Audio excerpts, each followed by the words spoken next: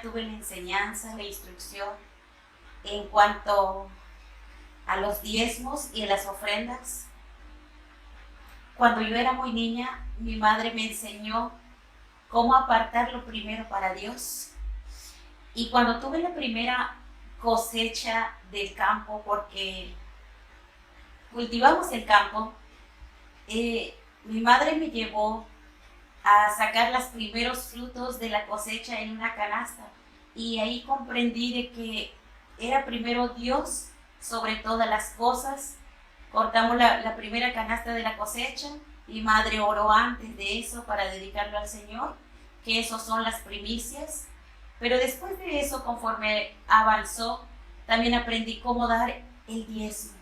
El diezmo es una parte de reconocer a Dios, que Dios es el dador de todas las cosas, que el Dios es el que nos sostiene y que es el dueño de todas las cosas. Así, conforme eso pasó el tiempo, cuando era pequeña, después me casé, me vine para Tampico, soy del estado de Chiapas. Escuché mensajes sobre del diezmo, pero aparte del diezmo, sobre diezmo. Esos mensajes para mí me eran muy difíciles. Cuando los pastores cada año daban ese mensaje, a pesar de que ya sabía que el diezmo cuán importante es, pero para mí era difícil el sobrediezmo. Yo siempre me preguntaba, ¿cómo podría yo dar un sobrediezmo cuando yo me quedaba con pocas monedas? De tantos llamados de Dios que nos hace, escuché la voz de Dios.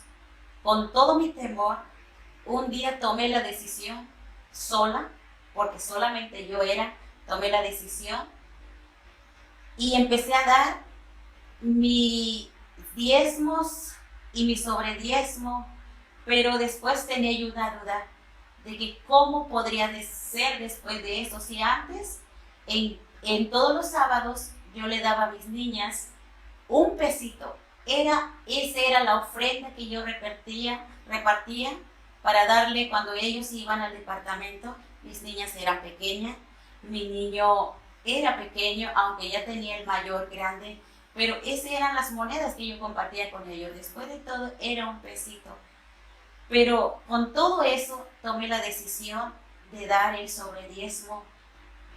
Hemos visto la maravilla de Dios. Mi esposo no lo sabía. Después tuve que compartirlo con él. Tenía miedo al decirle, pero un día llegó ese momento de decirle cuando estábamos sacando el diezmo después del trabajo, y yo le comenté, esto es el diezmo, pero falta una cosa. Y él me dice, ¿qué cosa? Yo hice un pacto con Dios, de la cual yo le iba a dar un porcentaje sobre diezmo. Y él me responde de esta manera, tú lo sabes, lo que has prometido a Dios, adelante. Y entonces compartimos con toda la familia al respecto de eso. Hoy toda la familia sabe que tenemos el diezmo, las ofrendas. Aparte de eso, yo les doy las ofrendas a mis niños cada sábado y hemos visto la mano de Dios en todo eso. Hay momentos difíciles, hay momentos complicados. El enemigo siempre está atrás de nosotros cuando hacemos un pacto con Dios. Hemos tenido pruebas después. Tuvimos un accidente en el 2017. Para mí fue algo difícil. Tuve miedo porque yo dije, ¿ahora qué vamos a hacer? ¿Qué vamos a comer? Porque nos quedamos prácticamente, yo me quedé una semana sin trabajar. Mi esposo, a pesar del accidente, él se arriesgó. Dios nos sostuvo con su mano poderosa, porque vi que en esos días después del accidente, como nunca en la vida, vi el refri lleno. Los vecinos estuvieron con nosotros. Y ahí alabé a Dios una vez más, porque nadie más que el poder de Dios puede hacer tanto cuando nosotros nos ponemos en las manos de Dios, cuando nosotros confiamos en un Dios poderoso. Si ustedes toman esa decisión, Dios estará con ustedes, así como ha estado con nosotros, así como nos ha mantenido fiel a nosotros. Dios, solamente Dios le pido que nos mantenga fiel siempre, cada que nosotros apartamos el diezmo, las ofrendas.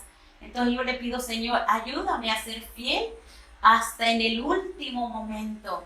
A veces no es fácil porque hay momentos complicados en la vida, pero Dios estará con nosotros en todo momento. Hemos visto las bendiciones, hemos visto la maravilla de Dios en nuestro hogar, en nuestras vidas, y son grandes las bendiciones. Y esa es la razón por la cual les hago esa invitación. Hagamos un pacto con Dios. Dios está en el mejor momento con nosotros y Él tiene promesas grandes. A mí me gusta la promesa del Salmo 50 capítulo 12, que habla de que si tuviera yo hambre no te lo diría a ti. ¿Por qué? Porque Dios es el dueño de todo el universo, pero también tiene una promesa en el libro de Malaquías capítulo 3 versículo 10, que Él derramará bendiciones, y no son bendiciones poquitas. Él derramará bendiciones hasta que sobreabunde. Y entonces hemos visto de esa manera. Podría yo darles algunas fotos al respecto, cómo era nuestro hogar, cómo era nuestra casita. Una casita que estaba llena de cartón, lleno de hule, porque realmente no había, esa era nuestra casita.